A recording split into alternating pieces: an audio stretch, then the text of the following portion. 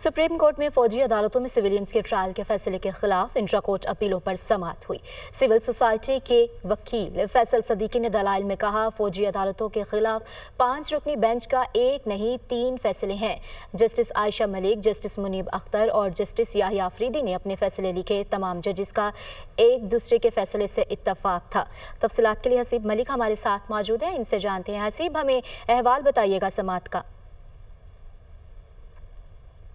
देखिए, ये फ़ौजी अदालतों में सिविलियंस के ट्रायल के फ़ैसले के ख़िलाफ़ अपीलें हैं, जिसके ऊपर समाअत जारी है और ये 7 रुकनी बेंच है जो समाअत कर रहा है। फैसल सदीकी की जानिब से आज दलाइल का आगाज़ कर दिया गया है। गुज़िश्ता रोज़ देखा गया कि बानी PTI के जो वकील थे उज़ैर भंडारी, उनकी जानिब से दलाइल मुकम्मल किए गए थे और आज समाअत के आगाज़ पर फैसल सदीकी की जानिब से ये मौक़िफ़ इख्तियार किया गया कि फ़ौजी अदालतों से मुतालिक जो 5 रुकनी बेंच का फ़ैसला है वो बेसिकली उसके अंदर 3 फैसले किए गए हैं, क्योंकि जस्टिस मुनीब अख्तर, जस्टिस याहिया अफरीदी और जस्टिस आयशा मलिक की जानिब से अलग फ़ैसले तहरीर किए गए हैं। उनकी जानिब से ये भी बताया गया कि जो फ़ैसला दिया गया था वो तमाम जजेस ने इत्तेफाक किया था, लेकिन तमाम बाकी तीनों ने जो वजूहात थी वो अलग अलग जो हैं वो जारी की थी और बाकायदा तौर पे तहरीर की थी, और जो वजूहात होती हैं वो फ़ैसले का हिस्सा तस्वुर किए जाते हैं। तो इसलिए ये 3 जो है इस केस के अंदर वो फ़ैसले तहरीर किए गए हैं,